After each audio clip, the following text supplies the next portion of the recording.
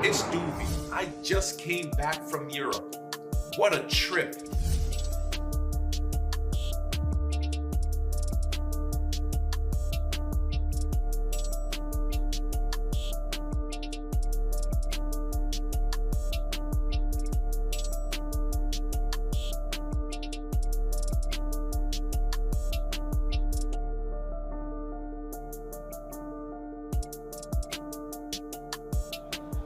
Dude, look at this. I'm about to go in there though.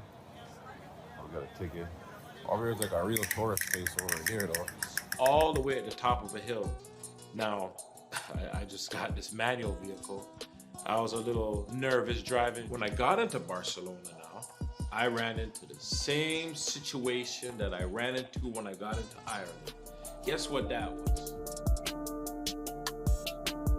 So I come off the airplane. First thing I see, African swine fever. So why there's gotta be some African swine shit? There's gotta be some African swine shit, huh? Now, I said to myself, in Canada, I'm used to seeing stuff like that. Most diseases and other things of that nature refer right back to somewhere in Africa. Now, I looked at it, I'm like, I'm on another side of the world, but I guess it is closer to Africa. I guess diseases and Africa just go together. So even while I was waiting for my bag, I tried to plug my phone in, charge it. I had a charger, I had a charging cable, and I had the little box that you'd use to plug into the receptacle, into the plugs themselves. Now when I tried to plug it in, I tried in various different angles. I tried to turn it upside down to the side. It just wouldn't go. I had no idea how to plug it in and to get it into the wall to charge my phone. What I ended up realizing is that the plugs that we use in Toronto, Canada are not the same in Dublin, Ireland. They had some different types of tree prong. Oh, sorry, I said tree. That's how they say three in Dublin. Tree and turkey. Sounds like Jamaican stuff, but I didn't have the tree prong and I had to purchase it. Now, I purchased a tree prong. It was an adapter from the one we use in Toronto to the one that they use in Dublin.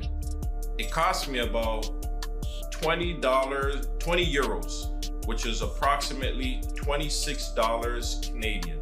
After that, I just wanted to get out of the airport to begin to have my fun. I went outside, I spoke to some of these people. The accent was really funny to me at first, but I got used to it. Got outside, got on a bus.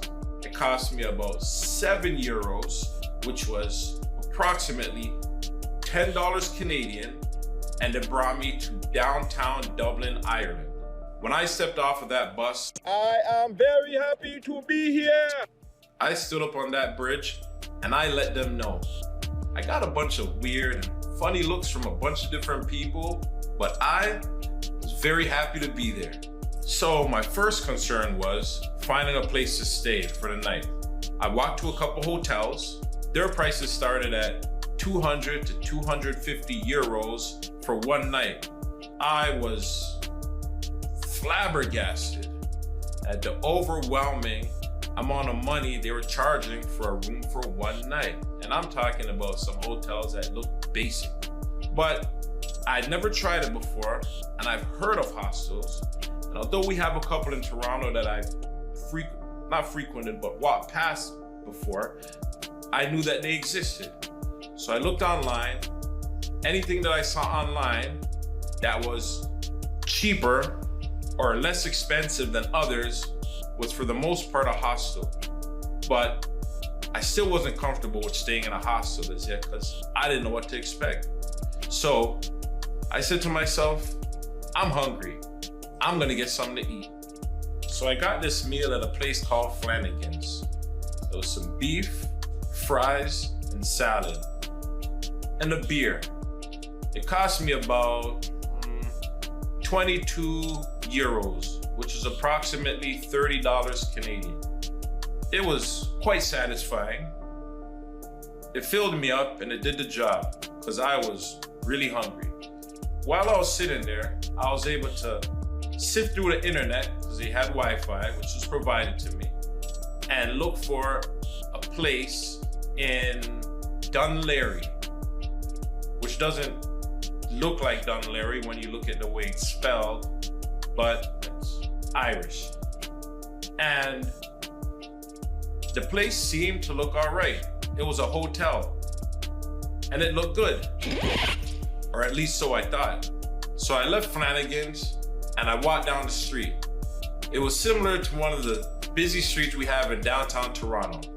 Somebody gave me directions, and I made my way over to Terrace Street to hop on the train and made my way over to the hotel.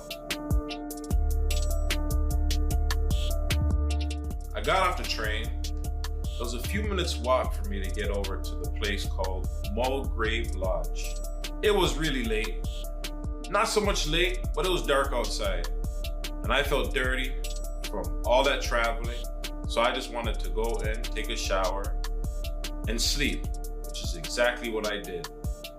But what I will say about Mulgrave Lodge is that it was an absolute terrible experience. It was cold. The ceiling felt like it was in a cave-in. The carpet was dingy. There was a scent that seemed like it was coming from the corner somewhere.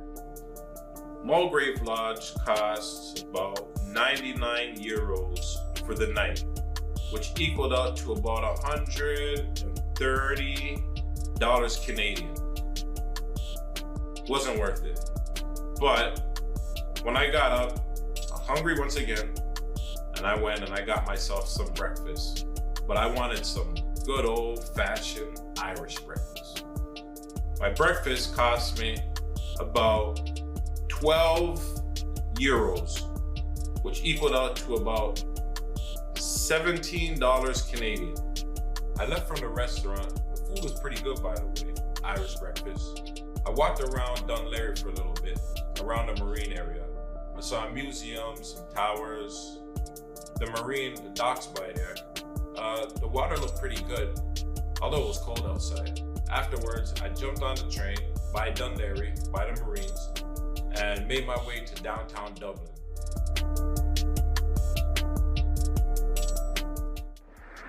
Walking out here in the streets of Dublin, Ireland. Oh, I like that place. It's pink. Looks good. Dublin, Ireland, guys. Black? Black seems to be racially ambiguous. It's interesting. Interesting place. I guess I can kind of would have expected that though. Yeah. Here we are. I went to downtown Dublin, walked over to Abbey Court Hostel, where I just previously booked a room, or not a room, but a bed rather, because it was a hostel, so it's a dormitory. And walked over there and booked myself in. When I got in there, I saw that it was really artsy. It seemed like it appealed to a younger demographic or crowd of people. It was set up nice, it was pretty modern, maybe slightly dated, but still closer to modern times in terms of the finishes that were in there and how it looked. And when I went into my room, the people inside were pretty decent. They were friendly. And I walked around, looked for what they had to offer. They had a rec room with some games in there. I believe there was some pool and maybe foosball. Not sure if it was foosball, but I remember seeing pool for certain. And I think a ping pong table. And that was open and accessible to anybody that was there for the day or for the duration of the period that they were in the place. They could use it freely. After I dropped the bags, one of the people working there informed me that I needed a lock to lock the storage bin that they gave me underneath the bunk bed I was in. So I went to the front, asked them how much it would cost. I don't remember how much they said, but it just seemed like way too much of a price for a lock. So I went out to go find somewhere that I could find a lock at maybe $1 or somewhere within that price range. This here, this Pep & Co. Clothing and Home deals. Seems to be like a dollar store, Dollarama joint. or some real, I don't know, discount store at least. Padlock here for like $1.50 euros. I went back over to Abbey Court Hostel, went into the storage container, put my bags in, and locked up my things. After leaving there was a friend of mine. He was recently telling me about the Guinness Storehouse. It's a place where they make Guinness, the stout, I guess they call it, beer, stout. But where they make it over there in Ireland, they got a place where the location itself, it's the big warehouse behind there, and they got a place where they show you, they give you a tour on and tell you about the different flavors, how it's made, the process, and different things of that nature. And it's a full tour that you go through the building from bottom to top. Guinness Storehouse cost me about 43 Canadian dollars, which was about 32 euros. I guess it was worth it. If you haven't seen it before, you go in there and it's an experience. So you'll enjoy it. They talk about a lot of the history. They give you history behind it, have different screens with different teleprompters and different things being said about, and you walk through and you view them at your own convenience. They have a short demonstration where they show you the wonderful world of Gilroy from these open type of barrel drums with a mist coming out of it with different scents reflecting all the different, the hell is that fish doing? Flavors that are in a Guinness stout. At the end of it, you go up to the top of the tower, they give you a Guinness drink. You have the options of getting the cider, the stout, and they had a different colored Guinness as well. I can't recall what kind it was, but you get a few different options between the ones that you want to choose from.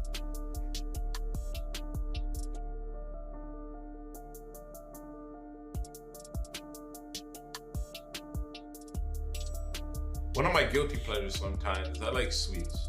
I know, it's bad. Sweet stuff, sugar, no good for the gut.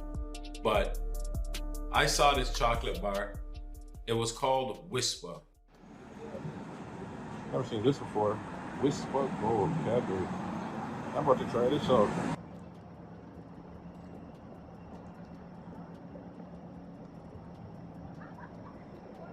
Not bad. Almost like Three Musketeers, but with caramel. Sounded like something a Jamaican would say when they're telling you to be quiet or keep the noise down. Just speak quiet.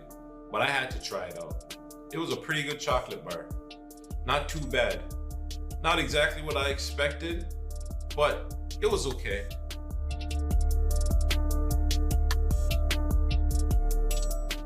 The following morning when I woke up, I went downstairs. They informed me that they had the continental breakfast, the courtesy breakfast that was available to me. It's pretty basic, but it got the job done. Afterwards, I went and took a shower and got myself ready to go walk the streets downtown Dublin. I went up the street, I went down Bachelor's Way, I believe the street is called, and started walking down a bunch of the back roads within the downtown district. I found myself onto a street called Bolton Street. As I walked along Bolton Street, I looked up one of the streets that was adjacent to it and could see some older looking type of townhouses that ran up and down the street. I found myself onto Henrietta Street. What I didn't know at the time, there was a very historical place in Dublin itself, close to the downtown district. As I walked up and down the street, I saw that these places looked particularly interesting. And I saw that there was quite a few people on the street. And it didn't seem as though they lived there, but as though they were waiting for something. So I asked somebody on the street what was going on, what was so special or important about that street. They told me that this house was built in 1751 as a Georgian mansion. Okay. The most salubrious address in Dublin at the time. But by the end of its life, say for example in this area that you're standing in now, a family, the Brannigans lived here, and there was, I think it was 13 children, but 11 survived. A family of 13, right in this small area. And you see the picture on the wall there, the Holy Family. That picture actually belonged to that family. To that family. They donated it to a theatre museum, and it hangs on the nail where it originally hung. What year was this? And they, what was it around? 1939 to 1949. 1939, 1949. On that street, on the strip of Henrietta, the townhouses themselves once used to be mansions for some of the aristocrats and lawmen, and others that came from Britain when they first, or at some point when they were under conquest over into Ireland. This area here, I forgot what it's called. It's apparently a building that the barristers train in.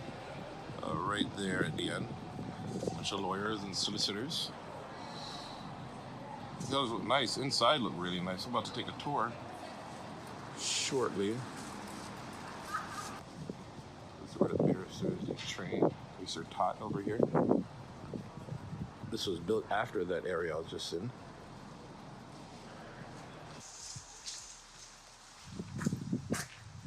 This is like a little courtyard. You got a clock up there. You guys seen this place in a movie before or something? Some creepy ass movie though.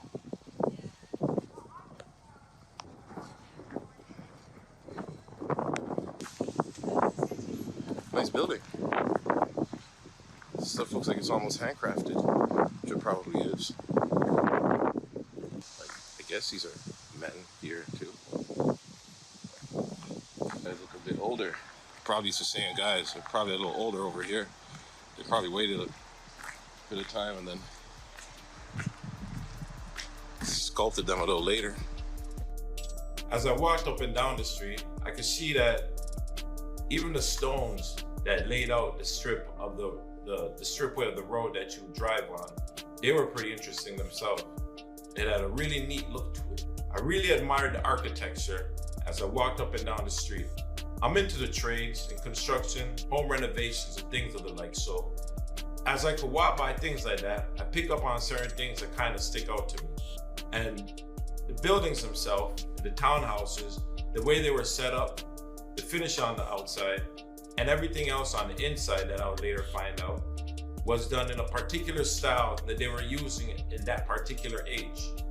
This would have been in the Georgian times, named after King George. King George First, Second, Third, and Fourth from Britain. She told me that there was a tour in about 20 minutes or so. So I figured I had some time to go roam the streets just to kill a bit of time before the tour started and I could make my way back over to Henrietta Street. Turned back onto Bolton Street, walked up, and saw a place that looked kind of like a hood.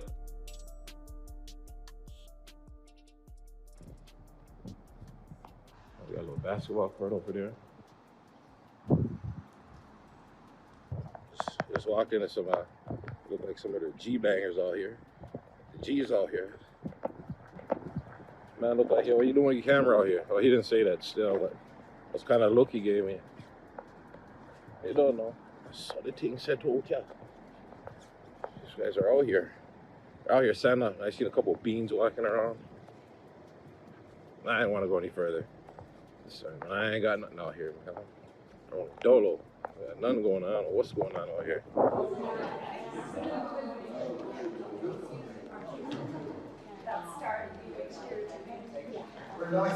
My profiling. If you come this way. What this trim is made of? This wood? Okay. We got wood. Wood seal. How many people who have stereotypes of your whole family, yeah? Okay. It cost me about €8, which is about 10 Canadian dollars. It was really fascinating to me because this was a tenement museum.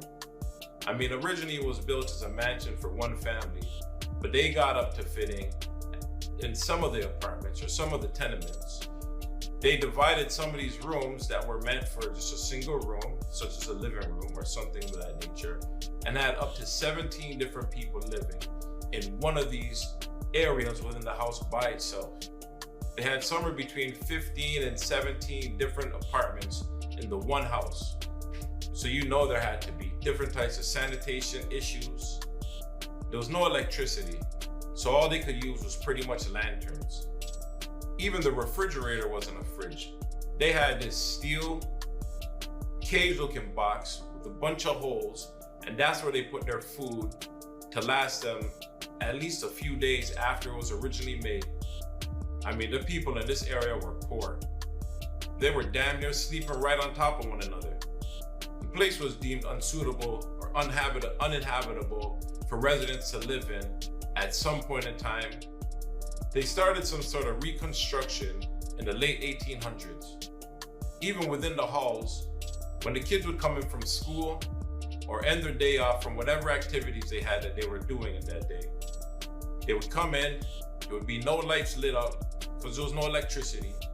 The parents themselves they'd call out to their parents. The parents would come out of their room, light a piece of newspaper, and drop it down to the bottom.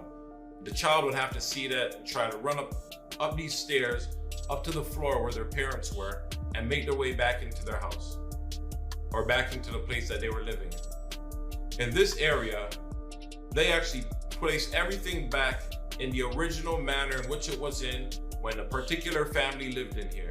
So everything you're seeing here is exactly the way it was when that particular family lived right in this place. It's crazy because the residents of the houses at one point didn't even want to leave from the place when the government was offering to give them other places to reside in, based on the condition of the houses and the area that they lived in. But all the residents eventually moved out to different areas in Dublin as the government initiated their initiatives. After leaving from Henrietta, I was inspired. I wanted to delve a bit more to some of Dublin's culture. So somebody told me about a theater that was right down the street, and I figured I'd go down there and see a play before the play that I would see later on in the evening. So I went to the Gate Theater, and there was a show later on that evening that was called How to Be a Dancer in 72, what? In 72,000, I don't know what this is. It cuts off, but 2 plays for the day. One later on at Henrietta. All right. I'm about to go into the Gate Theater. How to Be a Dancer in 72,000 something hours. I don't know what that means. Yeah. I'm not ready to watch this play. I enjoyed it. It was pretty funny. A guy was talking about all the pitfalls and all the adversities that he had to overcome while trying to become a dancer for damn near his whole life. The show was pretty good. How to Be a Dancer in 7,200 hours. It was really funny. They did a great job. I thoroughly enjoyed myself. I couldn't record any of it because it was dark in the theater, and I didn't really want to stick out like that. So I enjoyed it within the moment. So I left the theater, I walked down the street, went back over to Abbey Court Hostel, took a shower, relaxed for a while, and got myself ready to make my way over to Henrietta Street and the house that the play was going to take place in later that evening. When I got over to Henrietta, I went and Mina was outside, the little short, sweet Asian lady. Mina made me feel right at home. She introduced the whole group to me. I told her my name, and she gave me a spot right at the front where I was able to capture a bunch of this footage, covertly that is. I didn't know what to expect. As I walked in, I was the only black guy, which, if you really think about it, I mean, I probably would have figured that I would have been the only black guy within that place at the time or in that environment watching the play. But the play itself and the opera singing, or the lady singing in the play, was an absolute treat. I loved it.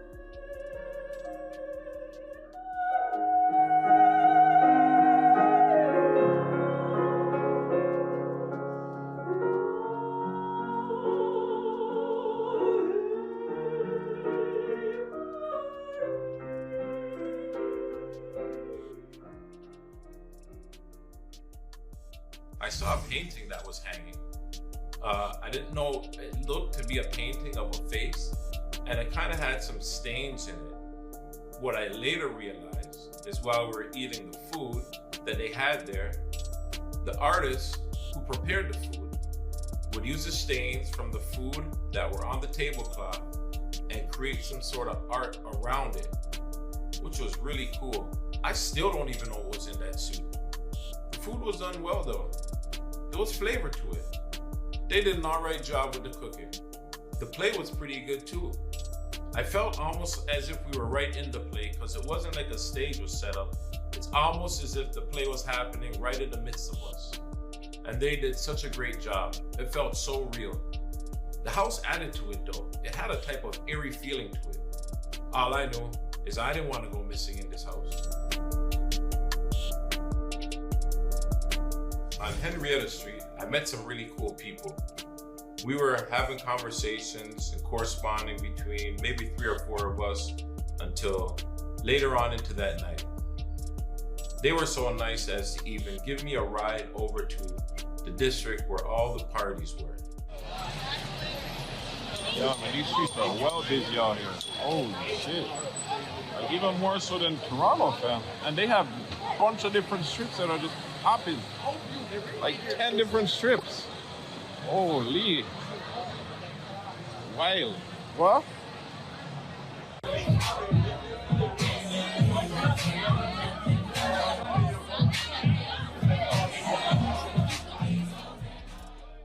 When I got onto the district, I could see that it was very busy down there. And Irish, they love to party.